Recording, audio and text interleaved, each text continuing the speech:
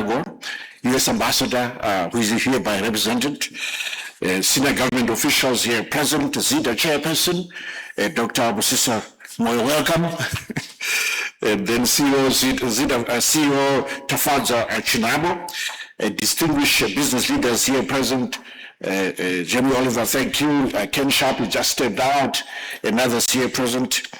Members from the reps from the ICT sector, and other business players, guests, ladies and gentlemen, members of the press, a very good morning to you all.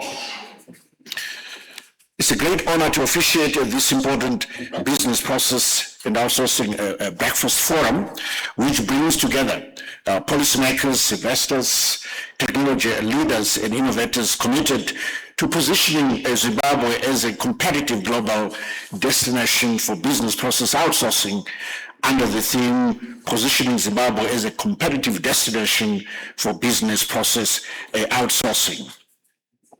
This strategic program reflects Zimbabwe's deliberate shift towards diversified, export-oriented, and digitally competitive economy. As alluded in the 2026 National Budget Statement, we must accelerate the transition from a predominantly commodity-based dependent growth model towards one anchored on productivity, on innovation, service exports, and intellectual capital. The development of the BPO sector is a catalytic intervention under economic transformation agenda. Hence, government provided specific tax incentives to promote the development of this strategic sector as presented by the Deputy Minister. Today, ladies and gentlemen, we move from policy pronouncement to implementation. No knowledge-based economy can thrive without macroeconomic stability. As government, we've delivered that, especially in the last couple of years. We intend to keep it this way. We intend to remain in single digit, and we make sure that we fight the impact of any sharp increases in the oil price, which are threatening our inflation trajectory. So, but we will make sure we will prevail with all the tools. Our main objective is also to manage our twin deficits to ensure that the exchange rate remains stable. As I said, inflation remains contained in single digit to again contain the debt burden and to make sure that we continue to build a foreign reserve. So the stability is not theoretical. We are achieving it, and this will go a long way in supporting the BPO sector that is emerging. But also, colleagues, you can imagine, when I visited General Oliver's outfit, Zimworks, I think we had just below 1,000 employees. You now have 1,700. That's a lot of jobs. That's about a year ago, frankly, when I passed through. So I'm very impressed with the speed with which we are moving. So clearly, we're creating jobs quite fast in this sector, and I think that we can overtake South Africa. Noah, I think you agree. We can overtake South Africa.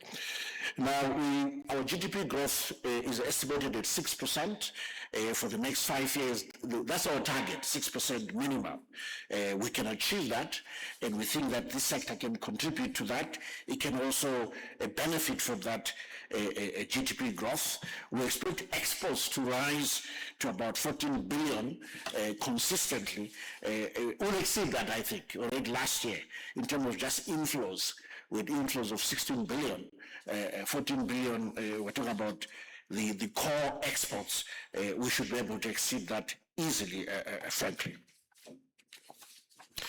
The BPO directly contributes to these objectives of diversifying export earnings, strengthening service exports, and absorbing skilled graduates into productive activity. Those graduates who are hiding in their homes because they are doing some coding for some company somewhere around the world, come out, don't be afraid. Occupy your space in one of those buildings and be part of the BPO movement. So as we designate these buildings, Tafadzo, also allow some of these lone wolves who long rangers who are, I'm sure will register companies eventually. Two, three people working together as a company, providing a service offshore, allow them to also occupy space, create a multi-company purpose building, not a single company, not just a single company purpose building. So the BPOs are no longer a peripheral component of the modern economy. They are at the core of the modern economy. Zimbabwe is well positioned in the region because of the high levels of literacy at 86.5%, wide use of English, good education. We've got about 700,000 Zimbabweans who hold a tertiary qualification. So it's a lot of people with good universities, polytechnics, UZ, NAST, MSU, and others. But at the same time, we with this a large portion of our population being youthful, below 35, we suffer from the scourge of unemployment and unemployment. So we feel that this BPO sector will go a long way in contributing to reducing unemployment. I also noticed that when you look at internet penetration, we're at 75%. On data traffic, it has grown to more than 19%. This is just growth. And the country now has over 14.5 million mobile data subscriptions. Everyone is a telephone, basically, is a mobile phone, basically. With more, everyone. If some have 3, 4, they make up for those who have nothing. So on average, everyone has a phone. So that's a good start in terms of the ICT infrastructure that is meant to support BPOs. So significant investment by telecoms operators alongside government, they led to broadband upgrades and have strengthened the digital backbone required to globally to produce a globally competitive environment for the success of our BPO sector. We are also pursuing a project, or rather to do a project where we want to launch a telecom satellite. We're very serious about this. It will cost easily $200 million. We're looking for suitors who can assist us to do this. Once we do this, then we know that our connectivity will move up several notches. We're very serious about this. As you know, we've launched 2 mini satellites already, and this will be the third one. We're pursuing this very aggressively. I remember when we first proposed in 2018. Do you still remember 2018, end of November? There was a little bit of a drought. They said, we're going to launch a satellite. Everyone said, Minister, are you crazy? This guy comes from Switzerland, he's talking satellite. People are hungry. Can you buy us some maize, please? You tell us about satellites. But here we are. We've made lots of progress. We've launched 2, and we're looking at a serious telecom satellite, which will change the telecom space as well as the television space. Those have become one. We are aware that our competitors in the region, Kenya, Rwanda, South Africa, and others, have positioned themselves in the BPO space. We are ready to compete, and we want to be ambitious. I must say that the BPO is not limited to call center activities, as you know, but it encompasses high-value analytics, financial modeling, compliance processing, healthcare billing, and digital content creation. Each 1,000-seat outsourcing facility generates direct employment and substantial multiplier effects across the broader economy. So I like the Jim Oliver's numbers of a 3 times, 4 times multiplier effect across the economy. It is also important to recognize that Zimbabwe already has a young outsourcing industry with potential for exponential growth across the country. Several enterprises and professionals are already delivering business processes and knowledge-based services to international markets. So it's happening. Some operate from small facilities, as I said, at home, while others function through distributed or virtual service models. Many have quietly built relationships with global clients and demonstrated that Zimbabwe talent can compete globally in international outsourcing markets. While most players have operated discreetly up to this point, their contribution forms an important foundation for the industry we are launching today. So I say to them, come out from homes, come and occupy spaces in the CBD and get all the incentives, frankly. The BPO framework is therefore designed not only to support new entrants, but also to provide a clear and enabling platform for the many existing participants already contributing to Zimbabwe's service export economy. Most importantly, the service exports strengthen our balance of payments because it is exports after all. Unlike heavy manufacturing or extractive industries, BPO requires limited capital imports and generates foreign currency through intellectual output outsourcing. This enhances external sector resilience and supports macroeconomic stability, aligning fully with our fiscal reform agenda. The mandate of ZIDA is to unlock potential and drive transformation. Historically, we've spoken of unearthing potential in mining, agriculture, and manufacturing services. Today, ladies and gentlemen, we extend that philosophy to intellectual capital. We're unearthing talent, analytical capability, and digital competence. BPO, therefore, represents the monetization in Zimbabwe's knowledge base. Artificial intelligence, automation, remote operations, and distributed service delivery increasingly drive the global economy. Geography is becoming less important than capability, and Zimbabwe is ready to show that. Therefore, Zimbabwe must position itself decisively within the evolving landscape. In conclusion, as I conclude, I wish to emphasize that the BPO aligns with the 2026 national budget priorities and DS2 export growth targets and the youth employment objectives and digital transformation strategies. By the way, turning to youth employment objectives, 3 years ago, I introduced these incentives for youth employment, YETI, youth employment tax incentives. And really, if the BPOs can lead in making sure we employ more youth, I'll sleep well. Because our rest of our traditional industry offer them incentives. I have not received a single report of anyone who has come forward to claim an incentive. But I know they employ a lot of 35-year-olds and under in terms of age. I'm still waiting. Who refuses an incentive? It's stunning, you know. So the BPOs will take advantage of this. This launch, therefore, marks not a ceremonial milestone, but a strategic turning point in Zimbabwe's economic diversification journey.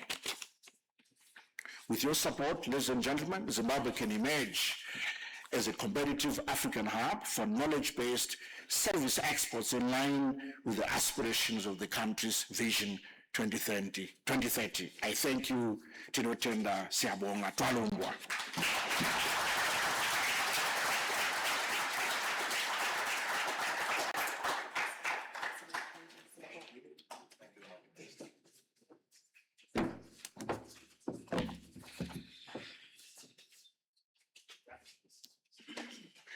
If there is one thing that I have now learned about the Minister of Finance is that when he says something is going to be done, it is done. And he does it on time. Thank you for keeping time because your team has been eyeing us saying, let's get it done. Thank you so much, Minister, for articulating this framework, for showing that government is behind this and will support the implementation. But most notably, I think from our technical team, and I'm sure the chairman will give thanks to this, is to thank the Tax and Revenue Services Department, which falls under the ministry's office. I know a lot of you run away from ZIMRA. I know a lot of you don't want to see see the taxmen. But this team has been nothing but on point when it comes to discussing this issue, and we'd like to say a special thank you to the Tax and Revenue team. Thank you very much, Honourable Minister. I will now call upon our chairman, Mr. Busisa Moyo, who had to move again. We were watching your flight, hoping that you get here. So it's now become a habit of ours at the agency to see that our speakers get here on time. And he's just going to give us a call of action and map a way forward for us who are in the room. And then we'll have time thereafter to have press con for our principals who are sitting here in the front. Please help me to welcome our chairperson of the board of the Zimbabwe Investment and Development Agency, Mr. Moore.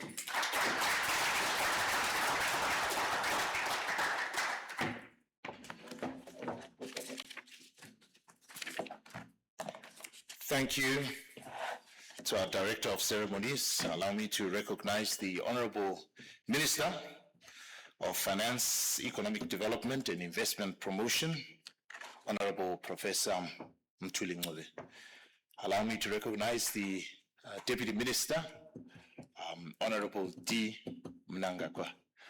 Thank you, sir. The fellow board members of ZIDA, the CEO of the Zimbabwe Development Agency, distinguished guests, allow me to say all protocol observed, senior government officials here present, thank you very much.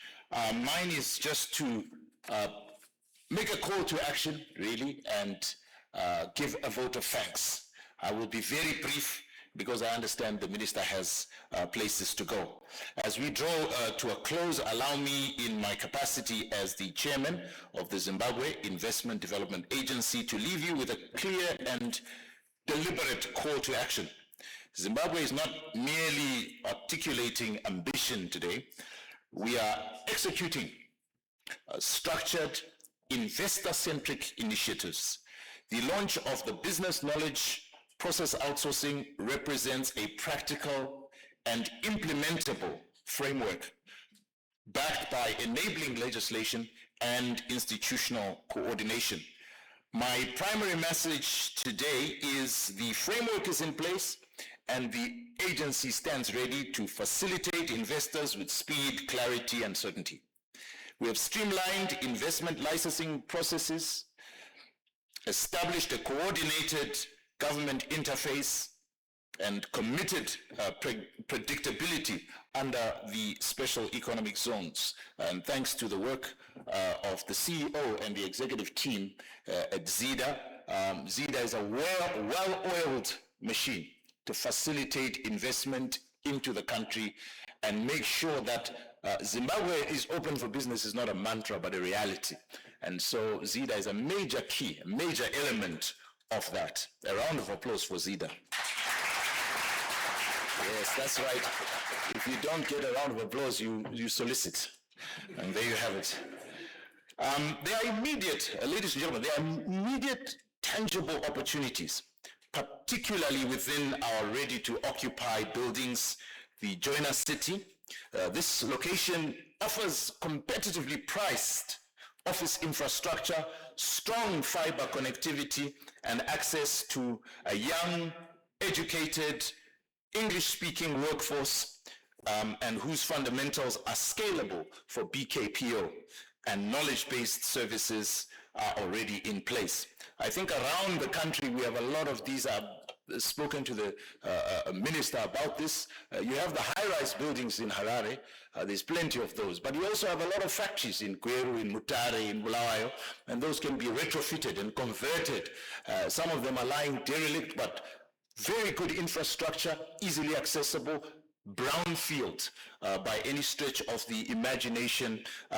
So we've got an advantage. I think rentals, Mr. Olivier spoke a little bit about the BKPO stats there. One of the key elements is rental costs. And I think we've got an opportunity there to lower cost of entry into that sector. And so I'm sure our teams will be looking at some of those opportunities, not just in Harare, but around the country to see how we populate these, this rust belt or these empty factory shells. Our universities and technical institutions continue to produce graduates in ICT, finance, engineering, and business services. Combined with our favorable time zone alignment with Europe and strong work ethic, which has already been mentioned, this positions Zimbabwe not as a peripheral option, but a serious strategic location for regional and global service hubs. Therefore, ladies and gentlemen, my call to action today is threefold. First, to investors and property developers. Engage with ZIDA. Our teams are ready. Visit the sites, interrogate the numbers, allow us to facilitate your licensing and establishment process.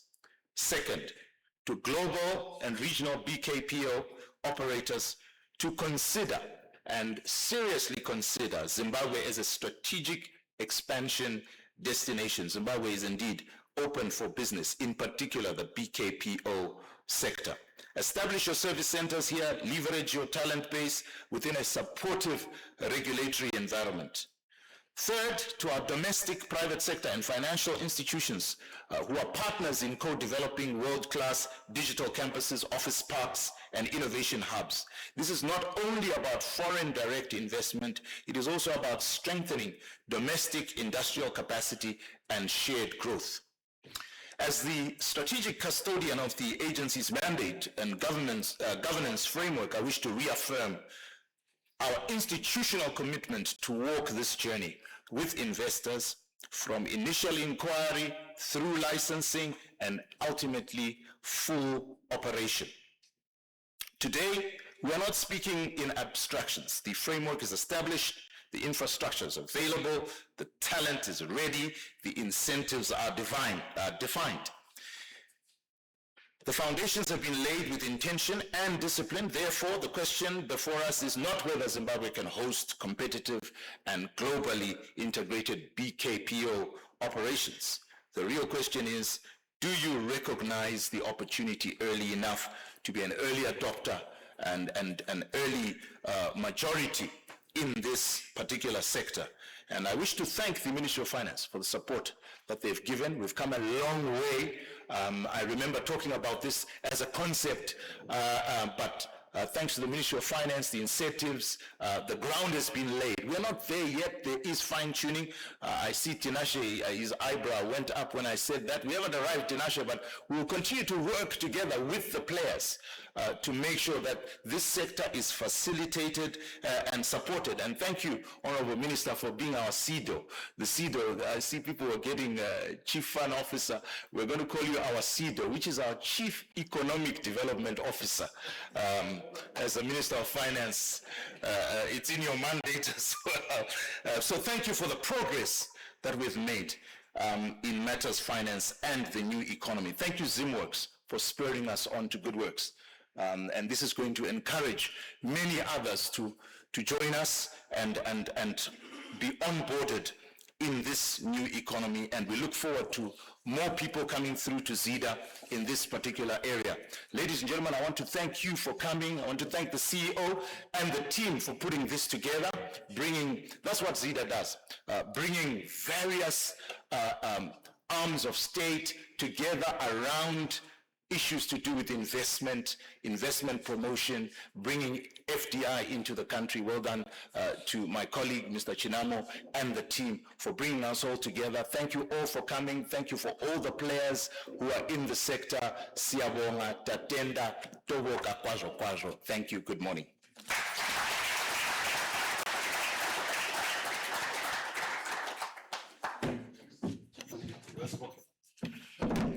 Thank you very much, Dr. Moyo.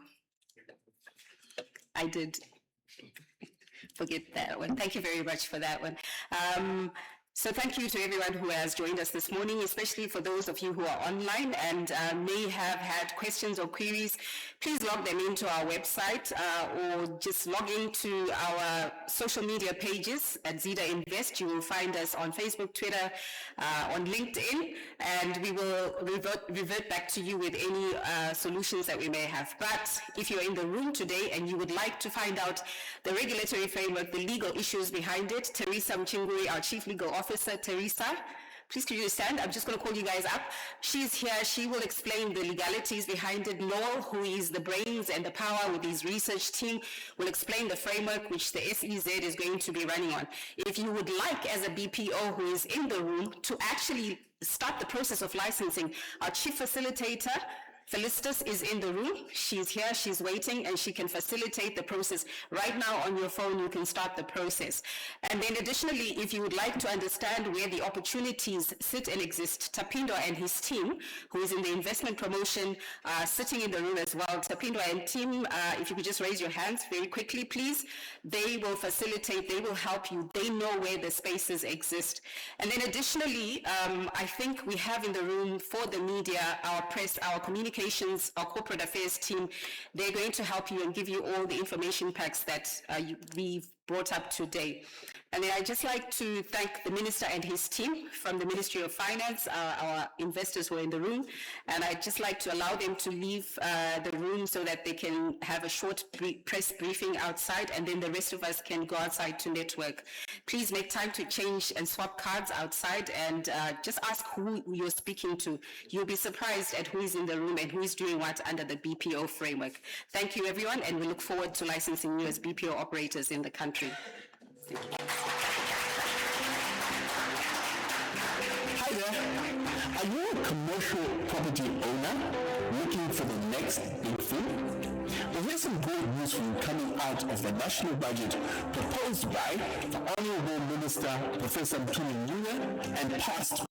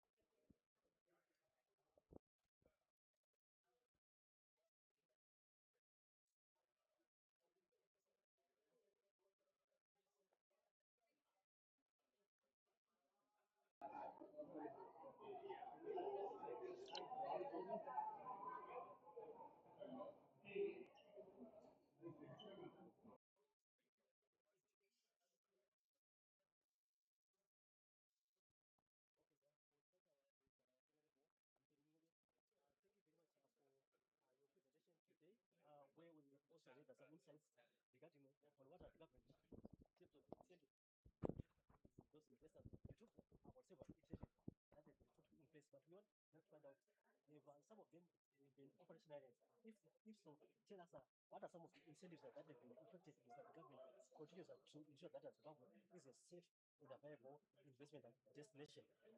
Thank you very much. In our quest to revive the economy and move it towards Vision 2030 of being an upper middle income economy, we as government have a strategy to support new industries, a new economy, so to say. So the business and knowledge process organization economy is a new economy that we have decided we ought to incentivize for it to grow. So we've decided that we need to give it various incentives. These incentives pertain to the location of the business in the first place.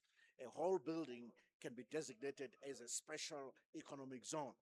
So we're basically using the special economic zone incentives to support this new emerging economy, this new sector. Also, the company that is operating within that building is then also accorded special economic zone type incentives. This involves a lower corporate tax rate from 25% down to 15%. We're also giving incentives for employment for the youth. If you employ anybody below the age of 35, you're entitled to $1,500 rebate per employee. Also, we also have capital allowances in terms of import duties as well are waived. So many incentives are being thrown at this new economy sector, and we really wanted to succeed. So what you'll see basically is this sector begin to occupy some of the high-rise buildings that we have in our city of Harare, also in Bulawayo, in Gweru, in Mutare, everywhere where there is space, where we think that this sector can be supported, those buildings will be occupied. We will be competing with other countries such as South Africa, Rwanda, Kenya, India, Mexico, to mention a few. But we're ready to compete as Zimbabwe. We will throw every incentives we can find at this sector for it to succeed. Maybe, Minister, you spoke of the ICT something, the satellite for about 200 million. You actually expect to maybe the timelines and how are they going to benefit those in rural areas especially? The success of this industry, this new industry, relies on a strong ICT infrastructure, connectivity, and so forth. So our project of launching a communication satellite is a part of this. It's about the digital economy after all. And we are trying to raise over $200 million to support the launch of the telecom satellite, which will then improve our connectivity and strengthen our ICT infrastructure. So we're talking to various potential sources of capital, and we hope we'll succeed. So we have to keep pushing. It's a new area for us, as you can imagine, how to make money off satellites. We have to present a business case. We think we've done a good job of that. So hopefully we'll succeed. So watch this space. Let's see how this goes.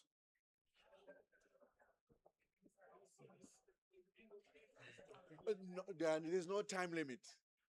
No time frame.